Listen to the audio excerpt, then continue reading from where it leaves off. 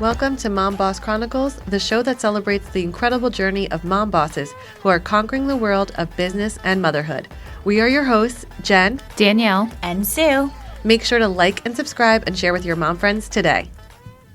Welcome, everybody, to Mom Boss Chronicles. We're happy to have everyone back here today, and I am super excited to have one of my really good friends for well over a decade now, which is crazy. This is Jade Friedensohn. She is the Chief Executive Officer and co-founder of Deal Catalyst. I could tell you broadly what Deal Catalyst does, but I'm going to kick it over to you, Jade, because first, you came up with this concept. I think we both kind of were going through career transitions around the same time, nothing like a pandemic to motivate, but tell us what Deal Catalyst does. Yeah, I mean, it's sort of the name, right? We help people get deals done in the financial markets. So specifically when a company is needing to, borrow money to either finance growth of their staff, buy a new office space, or, you've got mortgage lenders out there who need money to help people buy homes. So we kind of match make, right? So you have investors and companies willing to provide the capital to these borrowers. So we help those deals get done. And the way we do it is through these great conferences. They're all over the world. We have educational content, but I think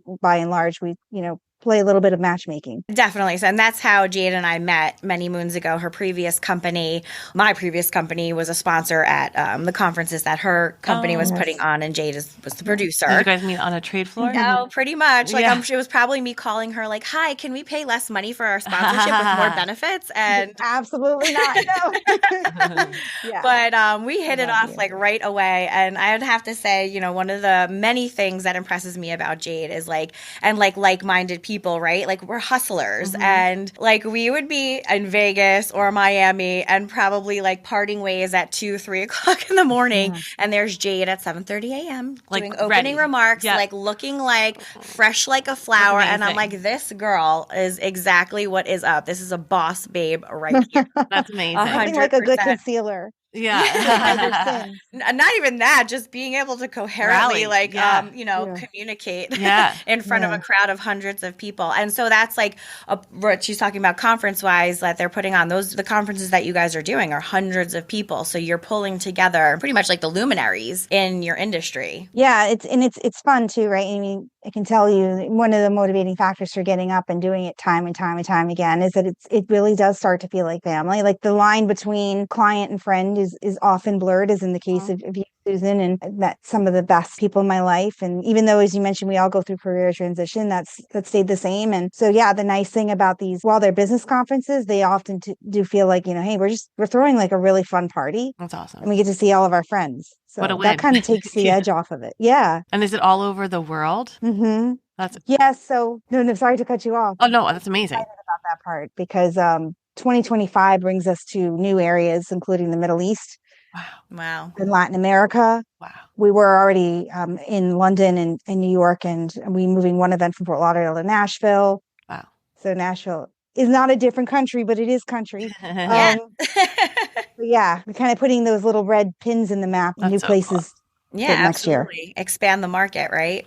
Yes. And I'm sure each location is a different nuance or vibe and all of it, right? Countries and you get to play with that too. We try to bring in the vibe of the city, and it's very culturally different in Nashville than where we had the event last year in Fort Lauderdale, where we did more of a tropical vibe. This will be definitely like don your country boots. I mean, we have fun with it, right? Like at the end of the day, let's not take ourselves too seriously. I mean, we're here to do serious things, but everyone is united by the fact that it would be better to have it be fun and enjoyable at the same time as very productive. And then when you go to brand new areas like the Middle East, of course, that's a whole new learning curve of what are culturally the norms there. As westernized as they are, you still have to be sort of quite diligent and careful in how you conduct yourself, your event, and things like that. So the learning never stops either, which is fun. Yeah. I love it. So when you were making the transition, we kind of talked about this, but I think our audience would benefit from hearing, it's scary, right? Like you were at your first company for 18 years? A long time. I was part of the furniture. Yeah, wow. Legit. So to make that raising transition, a child. Yeah, right? Yeah. No, truly. It was so this is your baby now. And so making that transition from the norm, the everyday, what you were used to, into something where you are literally putting yourself out there. How did you kind of overcome that fear? I don't think I did. I think I acknowledged it and accepted that there was fear. And I think it's just recognizing it is the first step. And I sort of believe firmly that if fear is any guiding principle and why you are not doing or doing something, like, well, I'm afraid to go out on my own because I might fail, or I'm afraid to, end the relationship because I don't want to be alone. As long as you can sort of say it out loud and recognize it, be like, oh, but fear is like an illusion, right?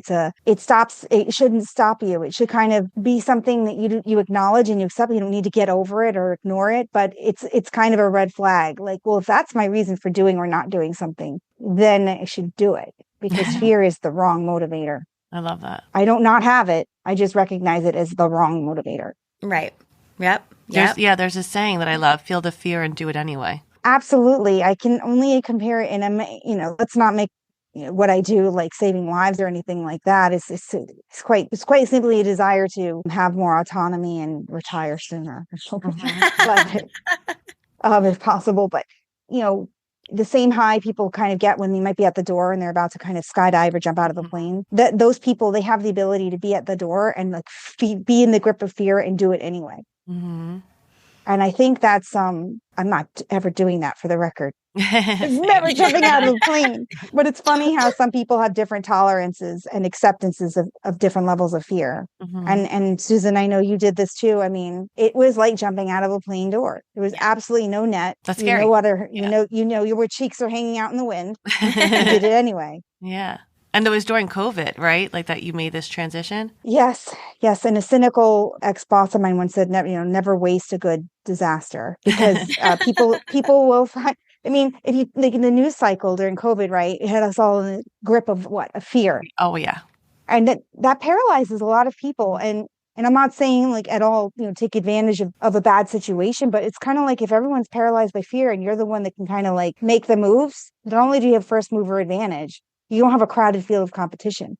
Yes. Because you're making moves when everybody else is gripped and paralyzed by fear. And I think that's what, right, COVID, who goes, like, what brilliant individual decides to launch a company that focuses on bringing thousands of people together in one room? I know, right? A pandemic. Yeah. But you want to know what? You did it. And as I love Tony Robbins, that was a season, that was a winter season, right? It was a dark time. It was a scary time, but that, like, you grabbed the bull by the horns and you said, this is going to happen. We're going to make it happen.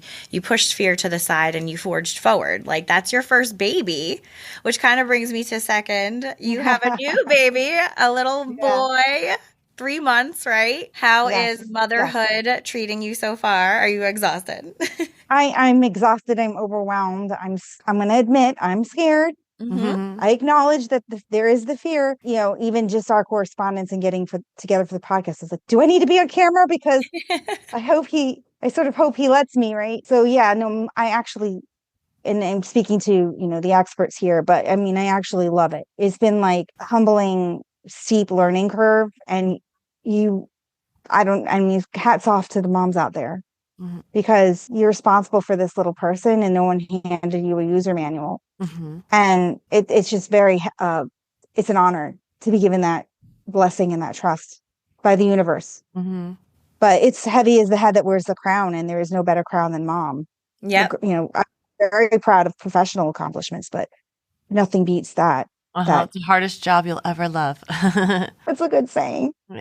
That's a good saying. And it's so true, right? Like, we are all professional women and we have acumen, we have accolades, we have these benchmarks that we've hit over time in growing our own businesses. And then all of us, like you said, it's humbling. You all of a sudden you have a child and you're like, whoa. Yeah. And it puts everything in perspective, Yeah. And I think people don't talk about it, but what happens a lot too is once you become a mom, your brain changes. Oh God. Right? Like, I don't remember anything. Right, but a good and a bad way. Like, all of a sudden your child is the most important thing, like the way you think about life and even taking risks. Like, for me, after I had my kids, it was even more like, I'm going to go for it more because I want to show my children everything more. Yep. Like, your brain you just think, I don't know. You do. Right? Your brain changes, and I think in a beautiful way, but also in a way where you forget things. But yeah. That's 100%. Do you know there is actual physiological evidence of the brain changing? I forget which specific area of the brain that they mapped that changed, but you're saying that, and it's physiologically true. And so the forgetful mom thing, it's because your brain's undergoing this massive, it's not just the hormones, it's these massive neuronal shifts. And that is, we should give ourselves some grace.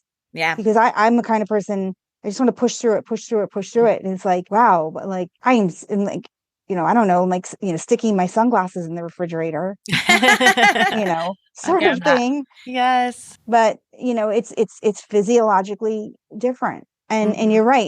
And sort of, whereas I was like, oh, ha ha ha, like I'm going to take this risk and retire early and like sort of live the easy life. It's like, now it's like, I'm going to take this risk so that, my son, I want him to work and earn everything he has, but I also want him to just like not have to worry.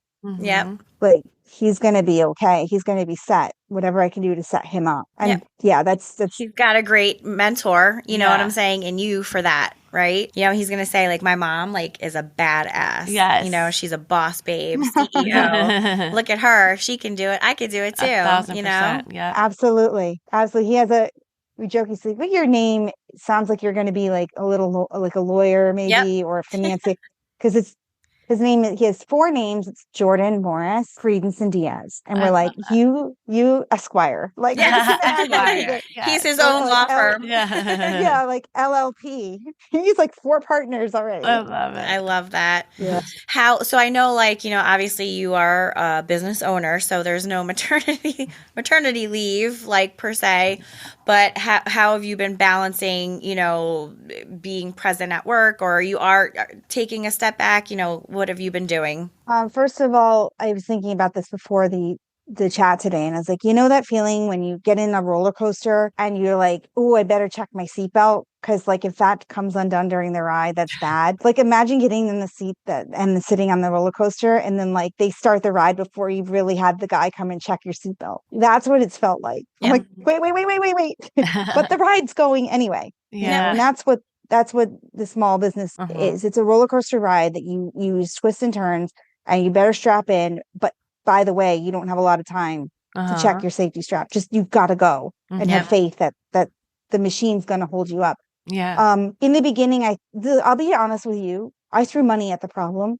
I hired a live-in who was a newborn care specialist. I worked hard for 20 plus years at the secure job, had a little nest egg. I said, what am I going to spend it on? I don't care about shoes and clothes and purses. Right. So what I care about is the company surviving this change in my life and my son having it for the future. So I threw money at the problem and got someone for 3 months. And those are the months where, they're getting their sleep schedule and they're the most needy. And so obviously the transition was a lot easier for me than other people who, like yourself, Susan, who probably you navigated that on your own. Now is where it's bumpy, because there's she's left, and I'm in between arranging new childcare. Yep. So that's where I'm like, oh, this is what it's like. Yeah. And trying to figure out what works best for you and your family, because what works for somebody else might not feel comfortable or align with what you want to do. Yes. So you have to trust yourself. Yeah. And I'm curious to hear your thoughts, or if other mommies out there have this guilt. But I definitely had a lot of guilt, because I was like, oh, I've taken the easy way out. I'm cheating. I'm not bonding with my son. No. I'm exclusively pumping. I hate that we do that. I should be. Yeah. I should be breastfeeding 7 times a day. And I know. I can't. And so a lot of guilt.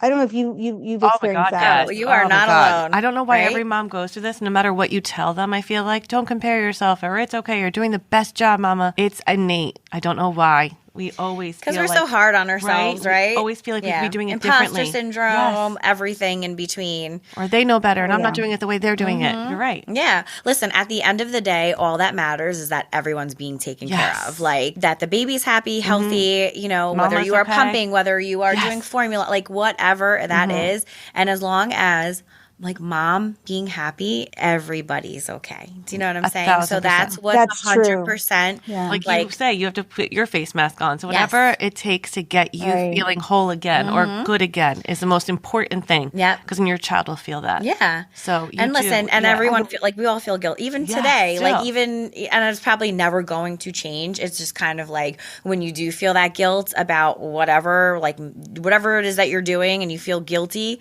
like think to yourself, like, oh, is my son good? Is my child happy, okay? Happy, healthy, thriving?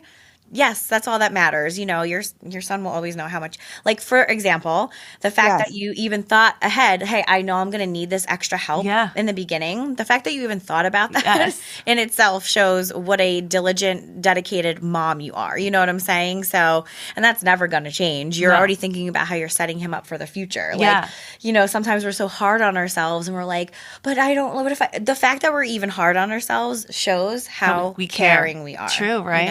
And I Plus, think you're bringing that type A personality into it. yeah, right. You're a business owner. Nothing to Exactly. do with that either. Yeah. you know, I you know. feel like the thing too with moms, and same thing as a business owner, you expect things to be a certain way, right? You're like, when this happens, Yeah. this will happen. And sometimes in motherhood, it's so unpredictable because your child could be. My first was very colicky. Like I didn't anticipate that. Yep. Like sometimes things come up, and you're like, I didn't see that, and you get hard on yourself. Yeah. But you can't always see what's going to lay ahead. Each child, each situation is different. Yep. So Yep. You just have gotta to roll with it. Yeah. Oh, look at that. Yeah. The other thing that I think contributes to it too is social media. So obviously they've learned the algorithm that I'm a new mom, and so they send me all these videos of new moms doing all these wonderful developmental activities. You should have your baby practicing tummy time, and here's a kit with the developmentally appropriate toys, and it's like, do this for 30 minutes and then do that, and I'm like, oh my god, I'm not I'm not doing the black and white flashcards enough. I'm not practicing tummy time. My child's going to fall behind. And I'm like, I should, during the day, I should be more, dedicated towards like his developmental milestones. And I'm thinking, wait, in the 80s, like I played outside with a shovel, a pail, and some dirt. Yes. Right. And they say that's the best for our senses, Yeah. right? Just Yes. being like whatever is in your environment. Yeah. I feel like, I don't know if it's social media, but they just overcomplicate it. Oh, well, yeah, social media, because everyone's trying to get clicks and likes and stuff like Just that. and, overcomplicate it. Yeah. Yeah. Don't try, yeah. Obviously there are some, good things that can Gadgets, come out yes, of like, yeah. Instagram and, some teething ideas and stuff like that. But Yeah. beyond that, it's just for clicks and likes, like unless you are incredibly wealthy and can, have that opportunity to just be home and your sole focus in life is your child's development. Right. But that's not a reality. And for some people, everybody. even if it was a reality, it's not what their heart wants. Yeah. So as a mom, Hey. you still got to follow your heart Uh-huh. and be there for your child's heart. 100%. Yeah. 100%. And it's hard, and nobody knows what it will be until you go through it. Yeah. Because you could always tell somebody, oh, this is what motherhood's like, but you don't know until you're in it. Yeah. Yeah. So but you're doing 100%. It's like, oh, thank you for saying that. Yeah, and you're right. It's sort of, you can describe the taste of something, but you need to eat it to experience it. And yes, and then all the cliches were true. Like, you don't know the part of your heart that's unlocked Mm-hmm. Oh my until you God. have, Yes. and it is wild. It's so intense. So Yeah. I Yes. understand now, and I only academically understood before. Mm-hmm. Nope, that makes a lot of sense. Like to Now I understand on unconditionally the love cellular somebody. level. Mm-hmm. It's Yeah, wild. like to Yeah. you're like, oh my God, you'll see when you have a 6-year-old and an 8-year-old boy how crazy they are. Yes. But like, it's like, oh my God, your head can come off of your body and explode. But you're like, I fucking love you so Yes. much. You know what I'm saying? But you're Yeah. driving me insane. Yeah. I love your son. I'll never forget when we went out to dinner, and was it down the shore? And I No, think he were we in Florida? Where were we? No, it was, maybe you were visiting. Yeah, we went out to dinner I can't just remember being remember. on the water. Yes, I don't remember. Where I were think we? Michael was saying like Oh, he some cursed. profanity. Oh, I love it. Oh, balls And, or like, something, or I Yeah, forget. it was something. it was like really adorable. I'm like, that's definitely your child. Yeah. I was like, Yeah. yeah, that's Sue's Yeah. child. Like, Oh, yeah, I for love sure. it. And then other people were kind of like, "Whoa, whoa, whoa." Clutch pearls. Yeah, Yeah. you've never heard a kid curse before, Yeah.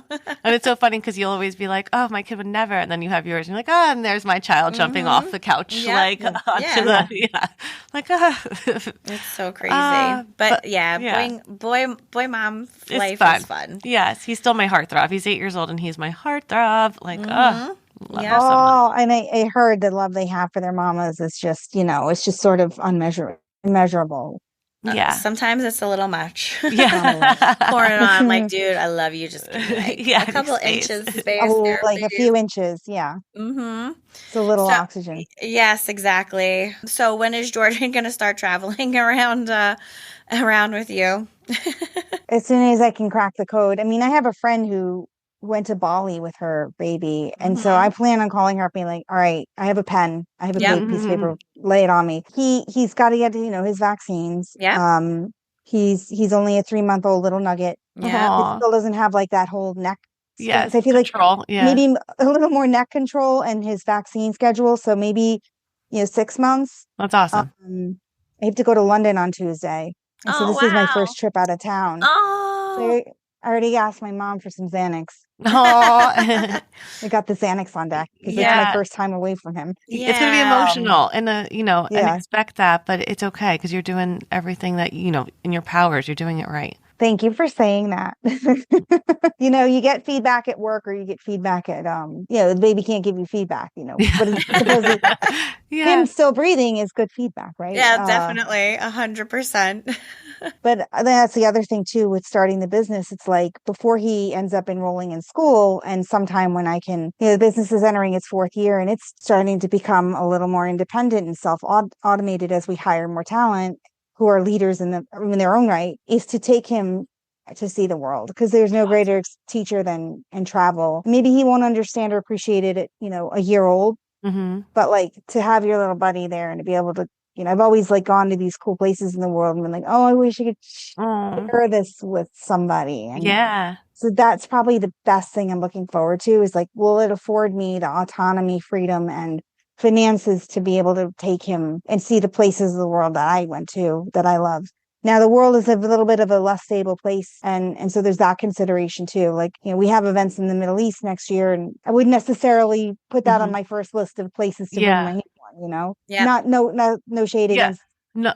And that's that, one of but those things let's that's be called practical. a mother's intuition. You'll get it. You'll know that little voice in your heart. Like, this is the right Not intuition. today. Yeah. Yeah. Not today, Jesus. Right. Yes. You'll know the Yep. intuition will come to you when it's, yeah. Yeah. And that's what it's all about. Same. That's how I feel about Michael too, and it's your buddy. It's exposing them to all of the I love it. exciting Yeah. places and things and cultures and foods and languages and everything in between, right? And Jordan's so lucky that he has a mom that wants to do all of that with him, even at a young age, even if he is only 1. That is an impression that gets left on the brain. You know what I'm saying? And you're exposing him at it. And I would say too, I think the first time I traveled with Michael, he was like 9 months, and Hunter was little too. 3 months. We fly several times a Oh, year. you did it 3 months. Oh. Yeah. So I think like the sooner you get them acclimated to travel. Yes, he's so used to it. Michael's a really good traveler. For his 6 short years, he's traveled a lot. And probably same for Hunter too, right? And Maddie. I could share my tips and tricks, for what I think worked for us. And I think at this age is probably a little bit easier too to travel with them. The 3 months, so little. was easy because he would just sleep or he had his toys. It's when they get to be like toddlers where they're like, oh, sit still in your seat. 4 and 5, 4, 3 and 4.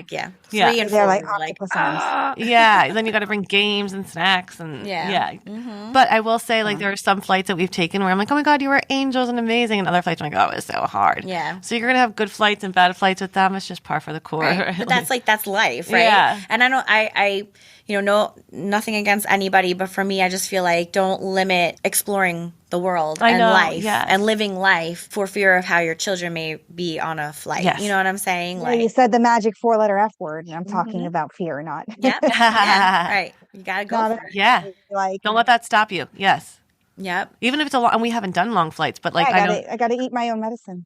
Yeah, the long flights, but people do it all the time. Like when Michael was 3, we went to California. That's awesome. He was like great, an angel. Right? Yeah. iPad for the win, snacks for you the do what win. you got to do. Yeah. And it was just him and I. Yeah. Oh, that's awesome. Yeah. So it can be done. Wow. And we can talk about it, Yeah. So what's like on deck? So you're off to the UK on Tuesday. What does the future look like for Deal Catalyst?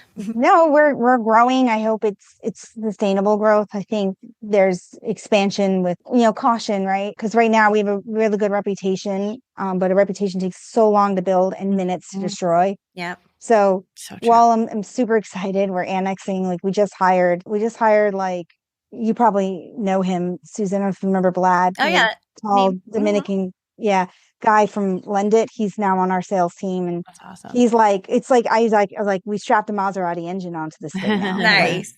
But like at the same time, you can put a Maserati engine on a bicycle and the bike falls apart because it can't sustain the load. So I think next year is all about sustainable and good, slow growth. So we're kind of not going crazy overnight, blowing up expenses for the business while trying to, put our, sort of stamp all over the world. It has to make sense. We have to be ready for it. We got to have the staffing. And, that's exciting. And again, it's also sort of terrifying because you just think you finally got things where you're like, all right, I kind of get it. I've got it managed. And then suddenly you have a growth spurt. Yes. And it's probably going to happen with my son too. Like, there's so many similarities between the business and the baby. Oh my That's God. two babies. Yes. Yeah. Yeah. And we're going through a growth spurt again. Oh, It's yeah. exciting, but it's also a relearning. Yeah. Because what worked for a team of 10 people isn't going to work for 15 and now 20. Yep. So, but Keep doing hey, things. that's a good problem to have, right? Absolutely. Absolutely. And between you and your co-founder, you guys have a great reputation in the industry anyway. And I think that absolutely, you guys crushed it off the bat, so I hope that you give yourself credit for that because And take time to celebrate. it's huge. Yeah, 100%. Yeah. That's no small feat. And just pulling together more than 75, people alone, is huge. Yes. And you're in markets that are like really competitive. To do anything in Manhattan starting out, like, hello, huge. Yeah. Yeah. Well, I just want you to know that I am so proud of you. And, Thank you. professionally, I'm so proud of you. And I'm Likewise. so excited that Jordan found you. He picked his mama out, and he's believe like, I'm that. coming It's for you, true. mama, for sure. Yeah. But you want to know what's interesting is like you kind of had, it was like, it's so interesting divine timing, right? Because obviously you and I have always talked about how excited we'd be to like, to settle down, to have children. And I know that's always been on the agenda for you too. And like, it's like you had to like get your business started first, right? It's like so interesting how everything kind of falls into place. There's an order of operations, and we're not the ones who decide it. That is the truth. So yeah, it's really funny. I just maybe leave you with this anecdote. Everyone says, why, like, I don't mind telling you, like, why did you decide to have a baby at 45? I said, I absolutely didn't. The big guy upstairs or whatever you think is in charge of the universe did. Yep. And because I had wanted it, I'll be open and disclose, I had done, IVF and had been willing to be a single mother and do it in, with donor and everything like that, and tried, I think, at least twice, and it didn't work. And then, you hit a certain age and you kind of go, that's a wrap, everybody. Yeah. Pick up your bags. It's time to go home. And so that was my mentality. I was like, all right, not on this rotation around the sun. And then that happened by just completely natural surprise. And I'm like, to your point, Sue, I was like, I needed to build the thing, and it's funny, it happened in the third year, not the first. That really would have been interesting. But there's an order of operations. And when we try to exert our will to get it to happen sooner, resistance it doesn't work. And I feel like it gives women hope who are working really hard in their careers, who are like, is it too late for me to have a baby? Yeah. No, it's not. That's what you want. Yeah. It is not too late, and just keep chipping away at your goal, whatever that is. If it's the baby, if it's the business. You're circling back to the beginning of the call, like, don't let fear stop you. I'm afraid if I have a baby on my own, I won't be able to handle it. I'm afraid if I take this new job, I'm comfortable, I'm going to fail. Like, first of all, whatever you say is going to happen, you probably are setting in motion anyway. So just be careful with your words. And then if you hear yourself saying, I'm afraid, or, I think it will, negatively, like, try to catch yourself and be like, that's okay. I am afraid. But do it anyway. Yeah. Because I feel like it's do worse, it anyway. It's worse to live with regret, right? Like, imagine if you didn't start the business, you didn't, have the baby. Like, you would then, I feel like in 10 years, be regretful. Right. And that's like, worse. why didn't I sliding do that? doors? Yeah. Sliding doors. Yeah. There. Yeah. What an inspiration. Thank you. Seriously. Thank you so much for coming on today. It's good to see your it was face. my honor. Me and Michael need to come down to Florida and visit you and baby Jordan and spend some time with you guys for sure. We'll stay at Jen's place in I'll Delray. come down. Yeah, I love we'll Delray. come down. Oh, that sounds And we fantastic. can get a girls' night, right? I've got a new nanny starting soon. So yes. Good Yes. luck. Well, good luck in the UK next week, and we'll talk to you soon. Thank you so much, hon. Have a great day. Thanks for the opportunity to speak to you both. Yeah. I guess if anybody wants to follow you, are you online, Jade, or? Yeah, sure. LinkedIn. My name is here. If they can see Jade Friedensohn. I don't do too much Facebook or Instagram anymore, but I'm on there. But LinkedIn is really where I transact, most of my business connections. I love it. And we'll link that up for sure. Well, thank you so much, everyone. Make sure to like and subscribe and have a great day.